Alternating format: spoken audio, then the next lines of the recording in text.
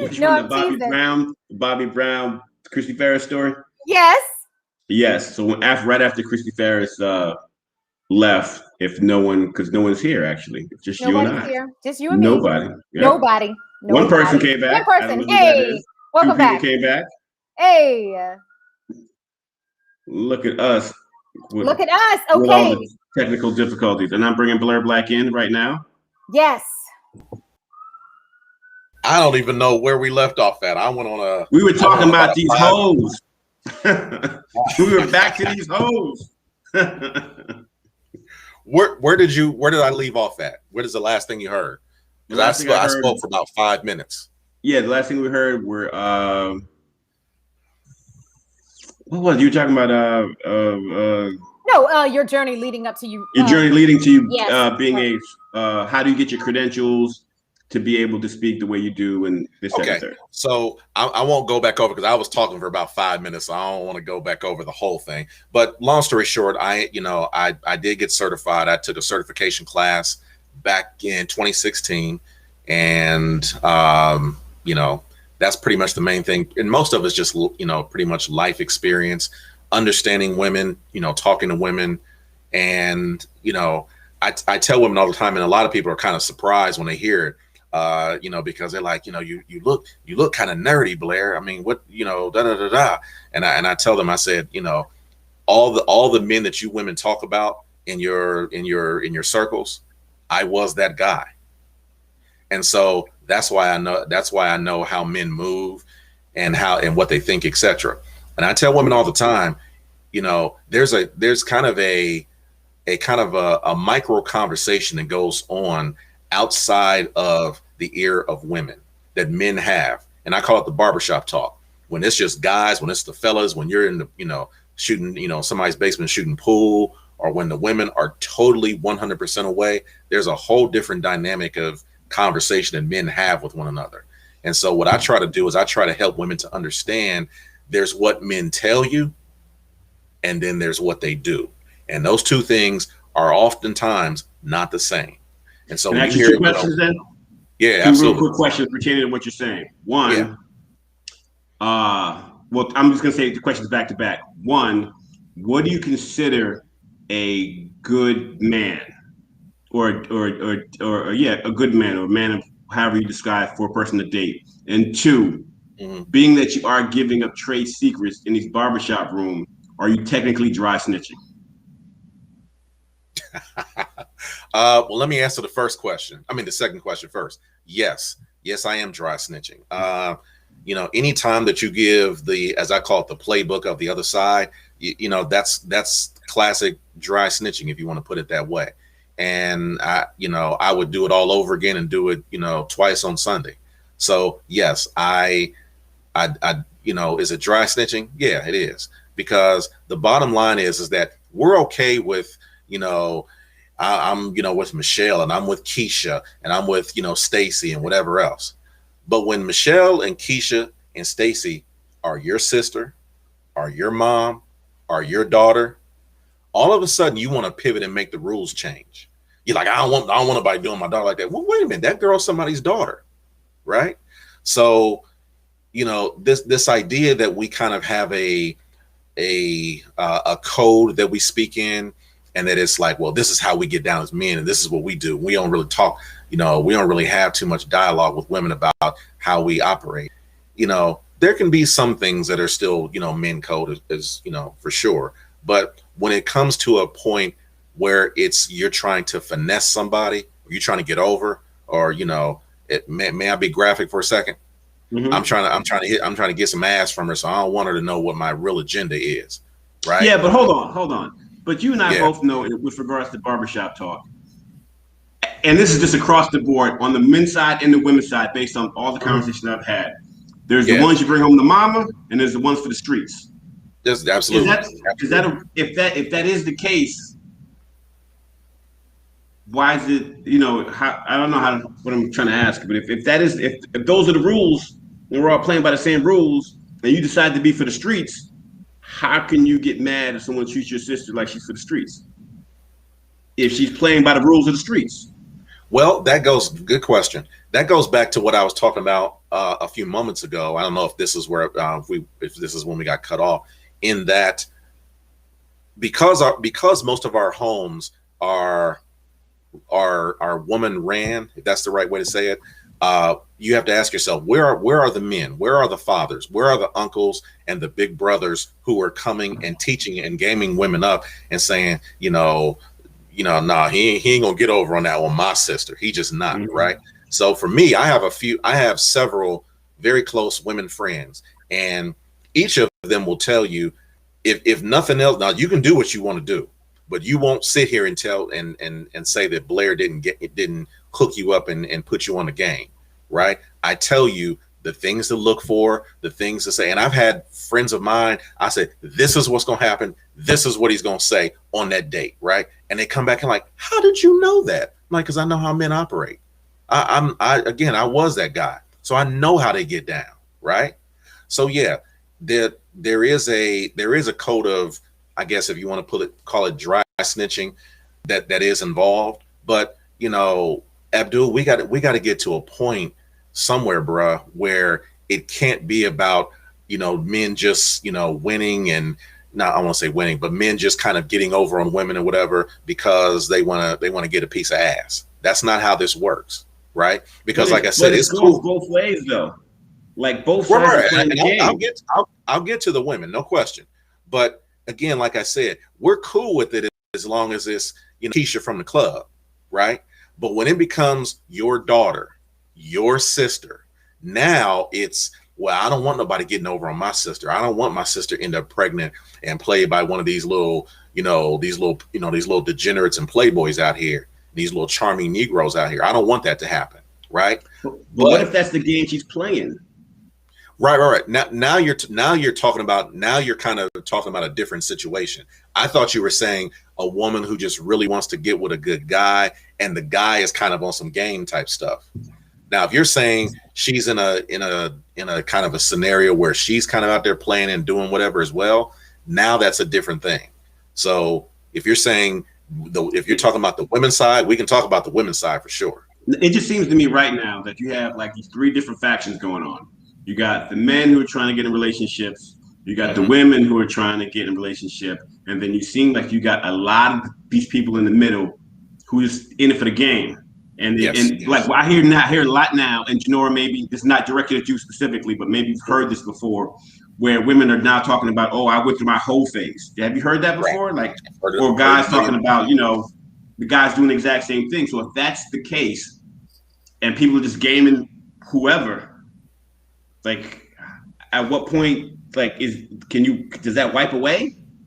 Does that, like, are those people still considered people of that you would want to date, even though they've had a whole phase or they're both on either side? Or right, good. I would say that so there's kind of a and I'm sure there's you talked about men having a code, right? And women have a code. Right. So part of women's code is, no matter what I've done, no matter what I did back in college, no matter how many guys I've been with, I'm going to keep that number, and the number that it's going to be small. Right. So it just is. Women are like, no, I've never done that. It's like, well, wait a minute, who's all these women out here that these guys are getting with? Because there's a whole lot of women like that. Right. So you divide by 3. What's that? No, that's the rule. Like in college, they say if you get a girl and she tells you her number, you multiply by 3. And if a girl tells you her number, she's probably divided by 3. Like that was what they said. Right. The old Chris Rock adage, Leah. Yeah, you got they subtract they subtract numbers off and everything. Yeah. So they call them bodies, right? So yeah, I mean but like you said, to your point, there are women out there who want to play the game, want to go out there, want to sleep with different men, multiple different men, and that's how they get down. And I would discourage it. I discourage it all the time. Some women, and a very, very, very, very small few amount of women, are able to do that and come out unscathed. Most women will come out either somehow played by the men that they thought they were playing. They're going to come out with their feelings hurt. They're going to come out with a venereal disease, or they're going to come out with a child or multiple children. So go ahead. No, I don't want to interrupt. You are No. on a roll. That's not what I'm saying. So, the idea that women can kind of go out here and like, I'm gonna play the man's game. I'm gonna, sleep with multiple guys while I'm in college, and it's gonna go, post college and everything. That's a dangerous game, very dangerous game. Sabrina Sanders. Yes, that's what I'm getting to, which is a question by Dr. Sabrina K. Sanders. Is there research or data to back up these statements? Sounds like a lot of generalizations from your personal experience. So one thing I will say is we were not live when we had our conversation. After Christy dropped, the show dropped. So Sabrina, you and I are on the same page, as in I'm on this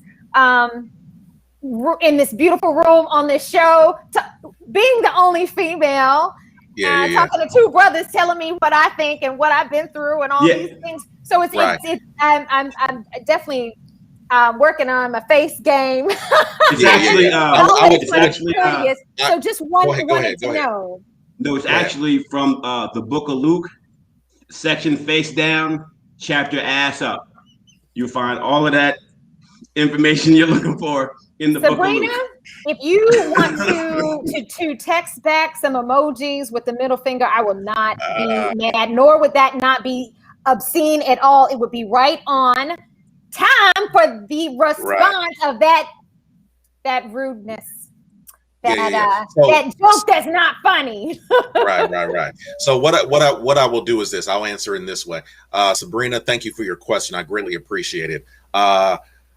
We have talked about a lot, and we have made a lot of comments and statements. What I would ask is, when you say these statements, what specifically are you referring to? Because I've talked about a lot of different things. So if you could hit me back with what you're talking about, because one thing anybody will tell you that knows Blair Nash, they know I know some facts and I know some data. So if you're asking about, whatever it might be, out of wedlock births and marriage rate, I know it all, but I don't know what you're referring to. So if you can hit me back with a message and just ask, just kind of clarify what it is that you're speaking about, that I'm making generalizations about, that would be awesome. While Sabrina is potentially responding, it looks like you have an audience that thinks that's funny. Ha ha, Joseph. Joseph says, Abdul, you're funny as hell, man. See, Abdul, that's why you single, because you be reading from the book of Luke. Oh, I'm single because I'm for the streets. I know the game I play. All right. So we have, because of our technical difficulties, we've gone a little bit over. Blair, we really appreciate your time. And folks who have come back, we appreciate you all as well. We're actually, for our BPS person of the week, we have them live in person, but we lost them when we lost the feed. So no, he's here. He's here. Oh, how come I don't see him on my Not on the bottom. Yep, I'll bring him in after you. Well, okay. Great. Yay! Welcome back, Jamin. We'll talk to you in a second, but okay. So Jamin, now it's 3 against 1. Oh my goodness. Yeah. We're bringing you in early a little bit because, in addition to all of the things I'm about to introduce you as, you also are part of a successful relationship and marriage, and not just you, but the tribe that you surround yourself with. So we need to talk about how that happened too, and any advice that you have, because clearly I feel like I am struggling over here. First off, let me say thank you, Janora, Abdul, Blair. It's been a dope conversation. I'm glad that I have opportunity just to sit off to the side and listen in without saying in my dumb opinions. Now that I have better context of the flow and the vibe of the room, I will say, I've been in a relationship for 9 years, married for 2. We have 2 daughters. My mother is alive. I have multiple sisters. So I will say that I do agree with Blair that it is our duty as men in households and in families to share the information that we possess. If that's hipping them to the game, if that's telling them how to look out for the tricks or how to find those who were just simply after, for lack of a better statement, trying to get the draws, like we used to say when I was coming. GTD.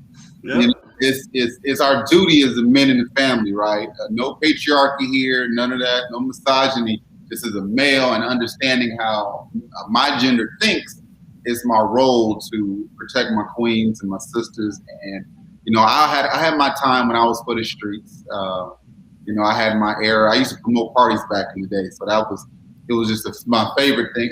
That's it. That's it. That's going. That's going.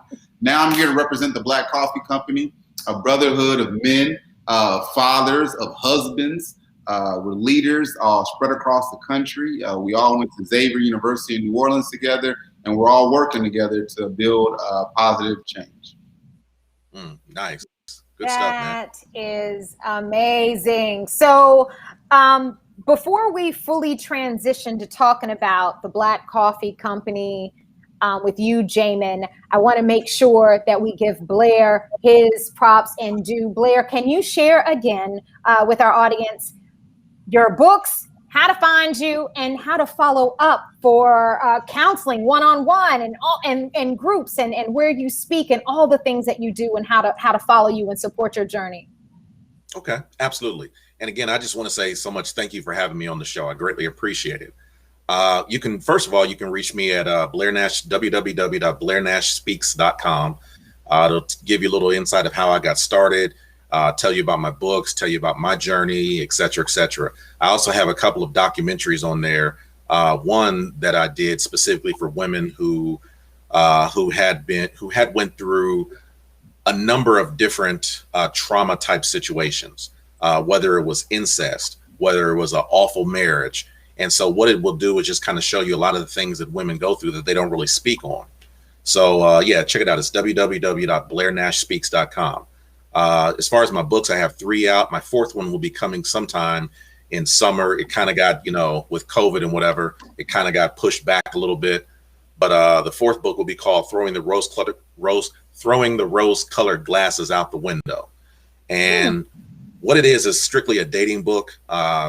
Because of what I do, I have a lot of women that come to me like, Blair, dating is the pits out here. My God, right? And so they're like, well, what do I do to, get ready? I want to meet a guy. I'm like, well, wait a minute, whoa, pump your brakes for a second. Are you even ready to date? And women don't understand that. They want to just, I want to meet somebody. I want some companionship. I want to go and do things with a guy. And it's like, well, wait a minute, are you ready though? Just because you're smiling don't mean you're ready.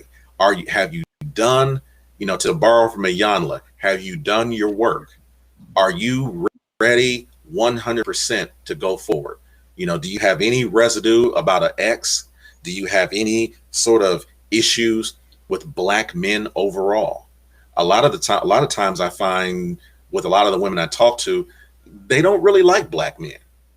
They have something, they don't like Black men. Yeah, they want to date Black men. They want to get married to Black men. I don't mean that they don't like Black men in that aspect, but do you like Black men who may disagree with you, right? Do you like Black men like myself who are going to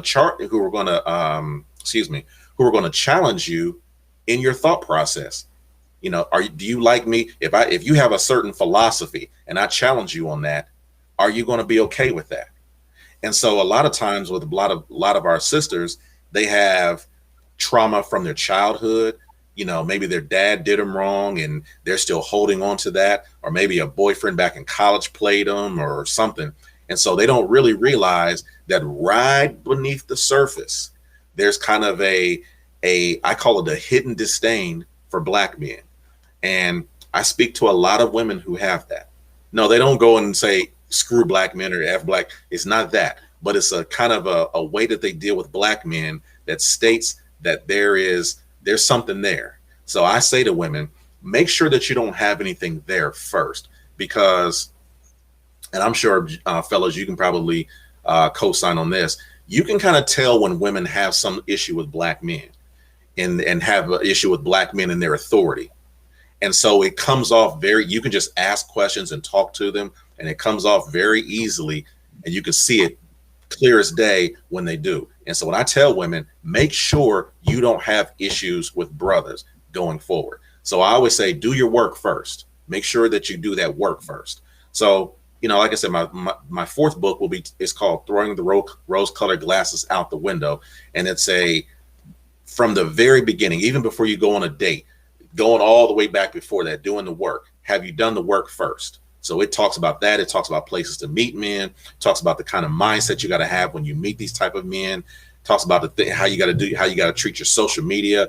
I go through as a coach and a matchmaker, I go through and scrub your social media.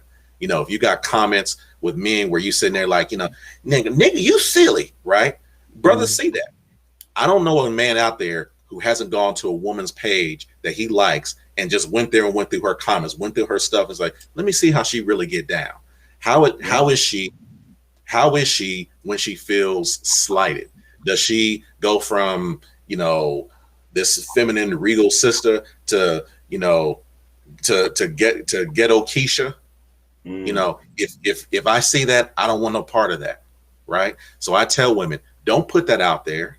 Don't put all these suggestive, provocative photos out there. Keep it together, keep it polished, keep it buttoned up, because that's the kind of woman that a guy is going to want to meet. So that's what I tell. Well, clearly, Blair, we need to have you back because we are just barely unpacking everything that relationships have to offer, or just dating. We have just scratched the surface. And when we do have you back, I know you talked a lot about the work that women have to do. We're going to talk about the work that these Black men have to do too.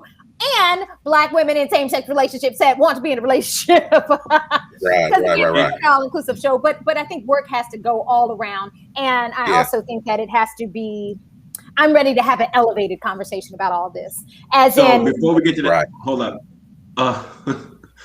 So Blair, I'm a writer as well. And I think we should collaborate. We should collaborate on a book and call it Hoes I Knows. Okay. So and go over every Instagram post that you just brought up. Joseph, you're trying to get my supporters to just jump ship, man. Joseph says, Blair seems like a good brother. Thanks for sharing your wisdom. Yes, thank you, Blair, Joseph. And thank you, Joseph. And DeJoser, I hope I'm saying your name right, brother. Most people don't know how to get ready to be in a serious relationship. There is an art and science to it. And finally, he comes with, don't tell women not to post that stuff because that is who they are, and we need to see it up front. LOL.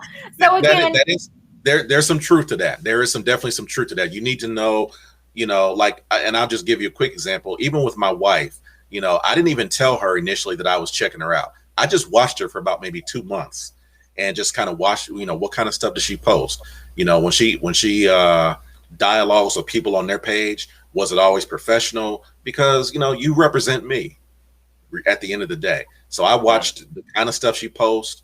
You know, did she always seem to need to be, you know, posting selfies every couple days? That's a bad, you know, all those things are things that men watch, right? So yeah.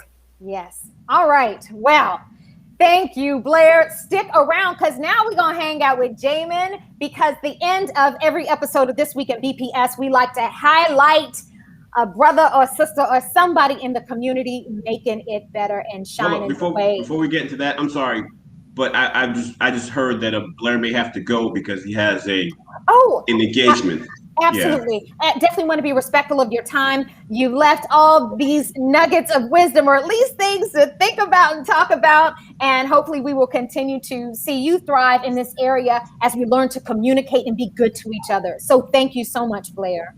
Thanks, Raleigh. I had a bunch of fun. So thank you so much. I greatly appreciate it. No problem. Thank you. All right. Y'all have a good evening. Okay, you too. All right, Jamin, first of all, thank you so much for your patience. Our last segment usually takes place at 1:45 the top of the hour. Today has been an interesting day, but definitely saving you for our BPS Person of the Week and highlighting all that you are doing, not just with coffee, but in the community as an entrepreneur. Tell us more about the Black Coffee Company. Happy to.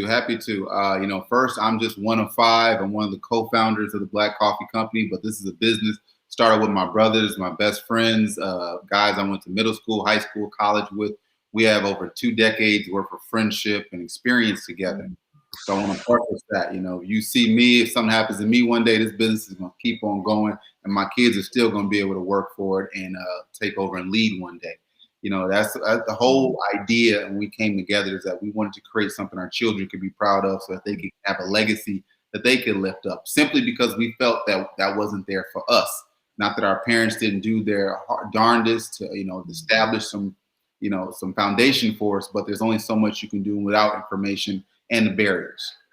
So I say all that to say, we were educated. We were all the gift of our parents' experience, and we had opportunity to travel the world, to meet folks, to learn so much about our culture and business, that in 2015, on a trip to Detroit, we actually got to visit the Motown Museum. And there we became inspired by the story of Berry Gordy, not because of the record label of Motown Music, but because of his family. Most folks don't know that he was able to launch that business because his family actually set up a savings and loan program many years prior, so that anybody in the family, if you ever wanted to start a business, launch a project, or get a loan, you could come to the family, specifically because banks wouldn't give good interest rates. And that's a problem that we have today. So at that moment, when we learned this story, we were inspired. We said that no matter what we want to do in this world, it's going to take capital, and it's going to take our collective. So at that moment, we launched a vehicle called Backpack Investments. We were able to pool dues that started at $50 a month for each member, where we contributed to a pot. We grew that money, and we were able to invest it in the market while actually giving some back to community-based organizations that we felt were doing the work that was necessary in our communities. This gave us so much agency, it gave us trust, and it gave us a relationship with different communities so that we could actually have an impact across the country, even if we weren't present. So that was 2016. We launched that. Flash forward to 2018, we were having some success, but it wasn't enough for us. We knew we could do more, and that birthed the Black Coffee Company. One day we were having a call just like this, sitting on a video conference, and we were butting our heads up against the wall about what are we going to launch? What are we going to do? And we realized we were all doing the same thing at the same time. We were drinking coffee. So that gave us the inspiration to look into this industry, and we realized coffee is the number 2 commodity in the world after oil. And we all understand how much money there is in oil, right? Mm-hmm. From oil and gas, and how that makes economies and whole countries' GDP go around. Coffee is number 2. And not only is it number 2, coffee originates from Africa. So coffee is just a spark of inspiration. Not only is this thing huge, a huge industry, it originates with our people, where we originate from. So to us, we put our heads together and we got to grinding. We launched this business in 2018, the blackcoffeecompany.com. That's our e-commerce site. That's where all of our products are from our fresh organic coffee beans. I'm sorry if you can't see that. To the K-cups we sell, to all the different mugs and loose leaf tea and merchandise. It's all on the blackcoffeecompany.com. That was 2 years ago. In the time since, we've expanded our brand. We brought on new team members. We're actually operating in markets where none of the founders are currently. And our first brick and mortar is on schedule to open in the next month or so in Atlanta, Georgia. Congratulations. That's amazing. Appreciate it. And along the way, throughout everything we've done, we've been very intentional in making sure that we tell our story to those who are coming behind us, entrepreneurs, small business owners, children, youth. We want everything that we created, we built it to be a model so our children can understand how to be self-starters. Right now, my nephews are working under the leadership of my brother in Houston. They're working for this business, handling all our logistics and doing all the shipping across the country. It's something that we've empowered them to understand, that whether you want to be in the Black Coffee Company, whether you want to start your own business, you have the tools and you can do that. And you don't need somebody to give you the permission. You don't need specialized education. You just need to have hard work ethic and people, like-minded people around you. Man, say that. Damon Cunningham says, nice. And you know what? It's not just the next generation that you are inspiring. You are inspiring your fellow colleagues and folks that are older than you too. So this is, in fact, this is one of my homegirls from my tribe from college. We called ourselves the Dog Ounce. And so she says the Dog Ounce needs to do that. So we are 9 women strong who still stay in touch 20 years later after college. And so it's also not too late for these ideas and for entrepreneurship. And you know what I really respect about you, Jamin, is that part of your story isn't, yeah, y'all, let's get rich, but it's let's create this generational wealth and let's give back. Let's give back now. It's not. I got to shout out my partners. Leonard Lightfoot, he's in Fairfax, Virginia. My partner Christopher Bolden, he's based in Atlanta, Georgia. My partner Chino Jones in Los Angeles, and my partner Brandon Cole in Seattle, Washington. We all have we've learned and instilled so much in each other. Leonard always says, "I don't want to get rich quick. I want to get rich slow." Because when you get it slow, it's going to keep coming, and you will truly understand how you did it. You will have mastered the lessons, so that because easy come, easy go, right? So when you say that generational wealth, it hits really near and dear to our heart. We have three pillars of our business: entrepreneurship, financial freedom, and community empowerment. We feel that's a success model for everybody to be able to accumulate and build generational wealth. So to the coffee side, I know that one of the knocks that Black businesses tend to get often is the quality of their product, meaning like their restaurant might be a little janky, even though the food is good, or like, so from your product side, where are you getting your coffee from? Is it Ethiopia? Is it Guatemala? Is it Vietnam? And how does it compare, or how has it been compared to the brands that are actually out right now? Well, let me start with the reason we named our business the Black Coffee Company is two things. One, we're Black. And number two, that's how we like our coffee. Because most folks, you load it up with creamer, people load it up with sugars and all those. That's me. No disrespect. Everybody, that's what we love about coffee. Everybody has their unique style. They make it their own way, how they make it, what they add to it. Our thing is, truly, if you try that coffee naturally Black, the way it was intended, you can tell from the first sip if it's a good cup, if it's quality, if it was burnt.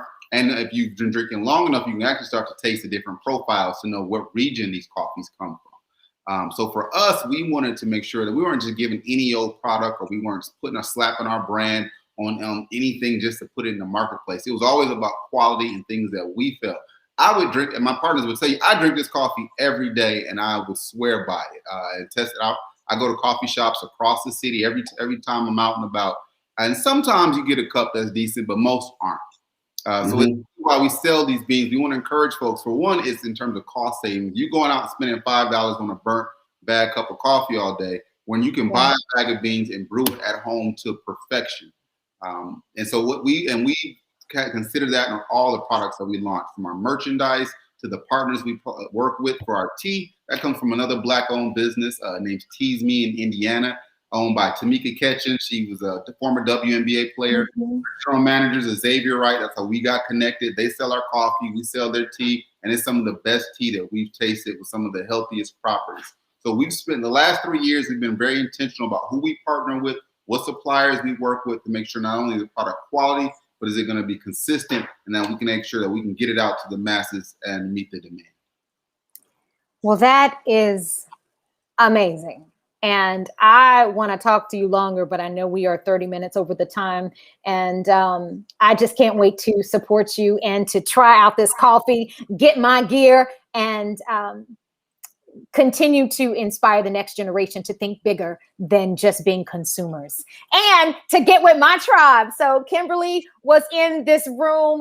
Tori checked in a little bit earlier. So that was part of my dog ounce. And I want to give a shout out to Dr. Sabrina Sanders. She's the reason that you are here today and connected us both. She says, excited to see a Black-owned coffee business highlighted, putting in my order now to Black coffee community. And she listed your website. So we'll get that information from you again to share with our audience. Also wanted to shout out to Mike's Up, checking in. That's Dame and Lisa. They have their own podcast and are amazing people, because amazing people, you really can tell when they support other people. It ain't just about you. So it's about the community. Drop them links. Where can we find you? So yes, tell us again, please.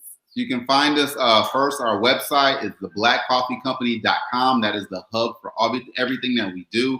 You can follow our social media. We're on Instagram, Twitter, Facebook. It's at BLKCOFFEECO at Black Coffee Co. on Instagram, Twitter, and Facebook. We're on YouTube. Our brick and mortar shop, Black Coffee ATL, will be opening up. Fingers crossed, permits are finalized. We get done in March. We can get those doors open. And then we're coming to Houston. I see Joseph asking. My brother has a team. We do the Black Market Houston every month out there. We're working hard to get that location coming up next, and then we'll see where we go after that.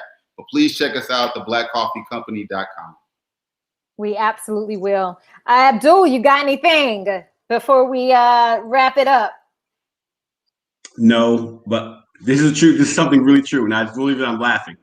Is that honestly in the 90s, a dog ounce in Brooklyn was like a bad half a gram of cocaine.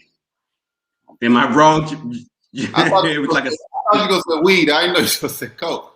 Yeah, it was called Stepped On Product. I'm just saying. That's a true story. You can look it up. You can look it up.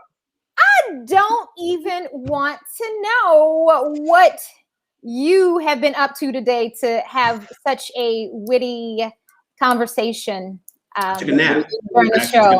For the Dog Ounce crew, for your crew, Janora. Yes. Too late. Start putting money. I'm sure y'all have been on vacations, weddings, parties. Y'all done it up for all around the world.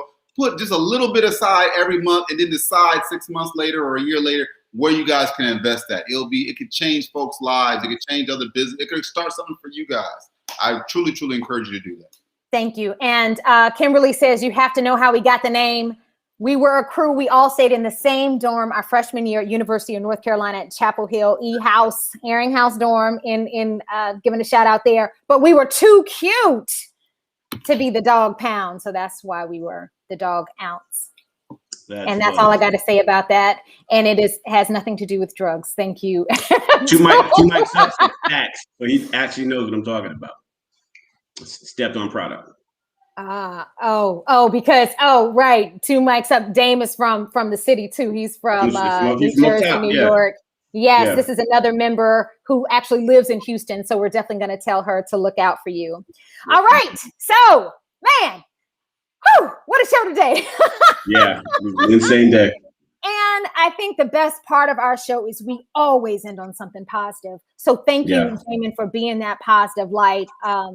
Keep doing it, brother. And even in your conversation related to relationships, it was all about being that example and teaching somebody else. So we love you. You're now part of the This Week in BPS fam. Those of you who came back a second time, thank you so much. Whether it was your first time checking in or you are a repeat customer here on Wednesdays, just know we appreciate you. So that's all we have. Abdul, again, I'll throw it to you to wrap up for anything. Thank you, everybody. Okay, thank you, everybody. Great. Black Coffee Company. Yes, thank you, Black Coffee Company. Again, check them out. And last shout out, although you dropped us, Christy, shout out and love to you. I hope you are killing the scene as we speak. See y'all next week.